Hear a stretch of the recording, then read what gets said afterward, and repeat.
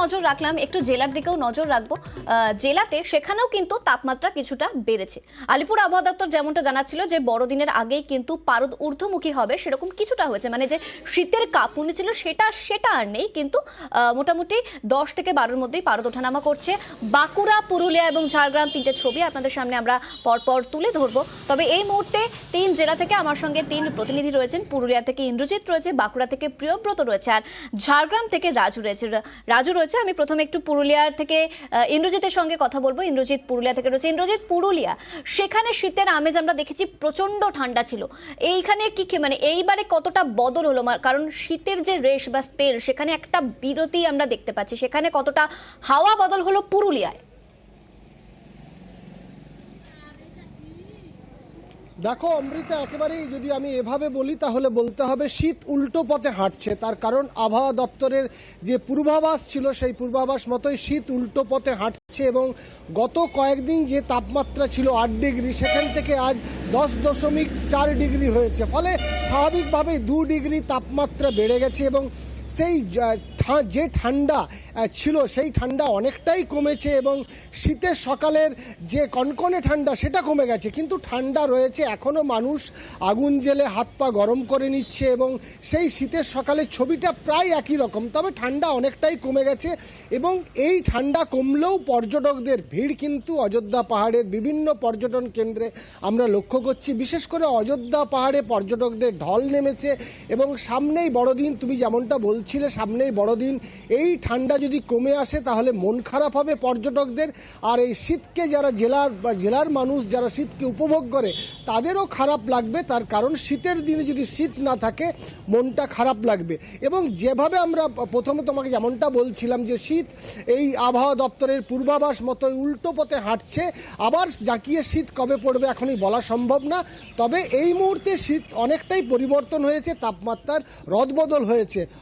বেশ, পুরুলিয়ার তো দেখলাম সেখানে ছবিটা ঠিক কি যেমনটা আমাদের প্রতিনিধি জানাচ্ছে যে 2 ডিগ্রি হলেও কিন্তু তাপমাত্রা বেড়েছে। শীতের চেনা ছবিটা একই রকম আছে, কিন্তু ওই হাওয়া বদল হয়েছে। আমরা ঝাড়গ্রামের দিকে অবশ্যই নজর রাখবো, সেখান থেকে আমাদের প্রতিনিধি রাজু রয়েছে। তবে তার আগে বাঁকুড়ার দিকে নজর রাখতে হচ্ছে, কারণ বাঁকুড়া থেকে প্রিয়ব্রত রয়েছে। প্রিয়ব্রত, ইন্দ্রজিৎ যেমনটা বলছিল যে 2 ডিগ্রি তাপমাত্রা বেড়েছে, তবে পর্যটন কেন্দ্রগুলো সেখানে কিন্তু ভিড় একই রকম রয়েছে, তবে রাতের তাপমাত্রা বৃদ্ধি পেয়েছে। বাঁকুড়ায় কতটা দেখছো? সেখানে পারদ কতটা ঊর্ধ্বমুখী? সর্বনিম্ন তাপমাত্রা কত? দেখো অমৃতা, যেভাবে বাঁকুড়ায় তাপমাত্রা নিম্নমুখী ছিল গত কয়েকদিন ধরে, 9-এর কাছাকাছি চলে গেছিল তাপমাত্রা, সেই তাপমাত্রা কিছুটা হলেও ঊর্ধ্বমুখী হয়েছে। কিন্তু শীতের যে চেনার ছবি সেটা কিন্তু সকাল থেকেই রয়েছে। যারা সকাল থেকে মানুষজন বেরিয়েছেন বিভিন্ন কাজে, ট্রেন বাস ধরতে, বিভিন্ন গন্তব্যে যেতে, তারা কিন্তু গরম পোশাক পরে বেরিয়েছেন, এবং গরম পোশাক পরার পাশাপাশি তারা কিন্তু রাস্তার পাশেই আগুন দেখলে দাঁড়িয়ে পড়ছেন, এবং আগুনে হাত পা সেঁকে কিছুটা শরীর গরম করে নিচ্ছেন। চায়ের চাপে চুমুক দেওয়ার যে রেওয়াজ বাঙালির রয়েছে, সেই চায়ের কাপে চুমুক দিয়েও কিন্তু কিছুটা শরীর গরম করার চেষ্টা, এই সব চেষ্টাই কিন্তু করছে মানুষজন। কিন্তু ঠান্ডা একটু হলেও থমকে গিয়েছে বলা চলে, একেবারেই ঠান্ডা নেই বলা চলবে না।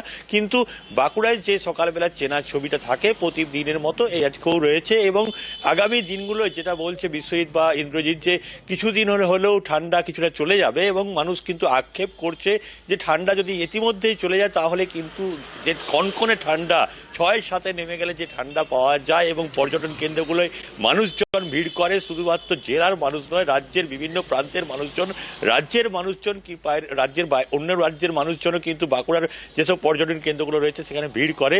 সেই ভিড় কিছুটা হলেও থমকে যেতে পারে, কিন্তু ইতিমধ্যেই ভিড় শুরু হয়ে গিয়েছে। এখনই থমকে যাওয়ার কোনো পরিস্থিতি তৈরি হয়নি, কিন্তু বলা চলে যে বাঁকুড়ায় ঠান্ডার যে চেনা ছবি, সেই চেনা ছবি কিন্তু সর্বত্রই রয়েছে। একেবারে চেনা ছবি তো সর্বত্র থাকবেই, কিন্তু ওই যে তাপমাত্রা কিছুটা পারদ কিছুটা ঊর্ধ্বমুখী হয়েছে। এবার একটু ঝাড়গ্রামের দিকে নজর রাখবো। ঝাড়গ্রাম থেকে রাজু রয়েছে আমার সঙ্গে। রাজু, ঝাড়গ্রাম সেখানে কতটা পারদ ঊর্ধ্বমুখী? সেখানে শীতের স্পেল কতটা?